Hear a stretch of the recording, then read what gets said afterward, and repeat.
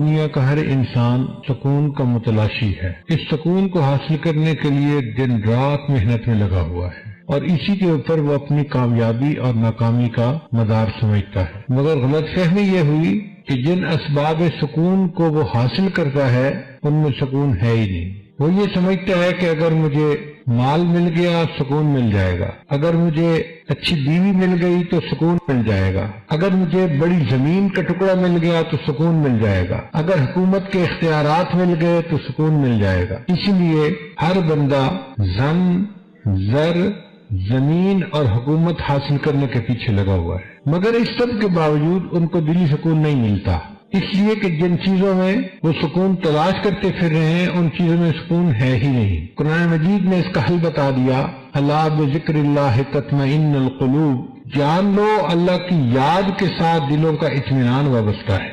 نہ دنیا سے، نہ دولت سے، نہ گھر آباد کرنے سے سکون دل تو ملتا ہے خدا کو یاد کرنے سے۔ تو جو انسان اللہ کو یاد کرے گا اللہ تعالیٰ اس کے دل میں سکون عطا فرما دیں گے۔ کچھ سواد نہ مصری اندر کہ کھنڈا بھی چکھ ڈٹھیاں، ہمارے علاقائی زبان کا شعر ہے، اس کا میں ترجمہ کر دوں گا۔ کچھ سواد نہ مصری اندر کہ کھنڈا بھی چکھ ڈٹھیاں، انہاں ساریاں چیزاں کو لوں گلاں سجن دیاں مٹھیاں۔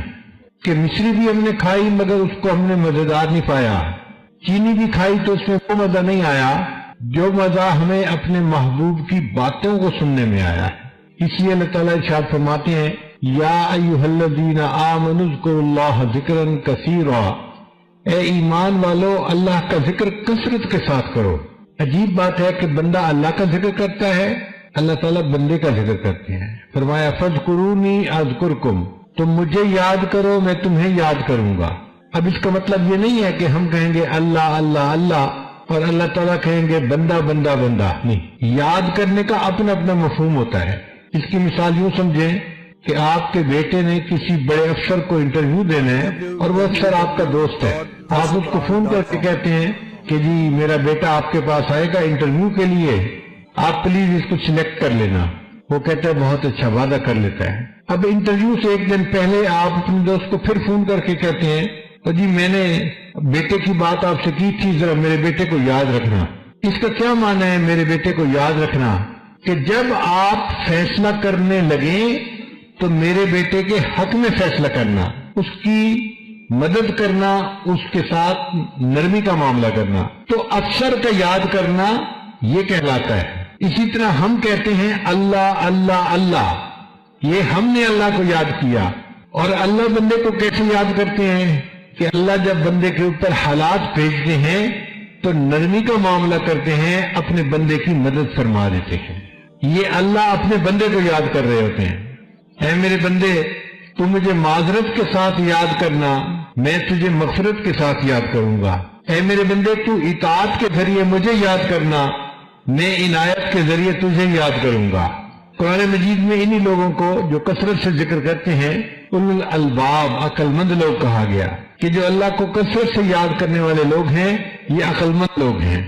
شیطان ہمارا دشمن ہے، وہ ذکر کرنے والے بندے کے راستے میں روڑے اٹکاتا ہے، اور یہ روڑے دو طرح کے ہوتے ہیں، کبھی شبہات کے ذریعے سے اور کبھی شہوات کے ذریعے سے۔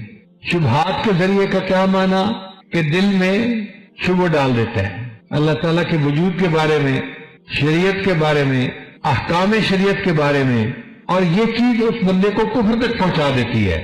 شریعت کی کسی چیز میں شک کرنا یہ انسان کو کفر تک پہنچا دیتا ہے۔ اس لیے نبی علیہ السلام نے دعا مانگی، اللہم انی اعوذ بک من الشک والشرک والشقاق والنفاق وسوء الاخلاق، یعنی شرک جو اتنا بڑا گناہ ہے اس سے پہلے اللہ کے حبیب صلی اللہ علیہ وسلم نے شک سے پناہ مانگی اللہ کی، کیونکہ یہ شک انسان کو برباد کر دیتا ہے۔ تو شیطان شبہات کے ذریعے سے، شکوک کے ذریعے سے انسان کو برباد کرتا ہے۔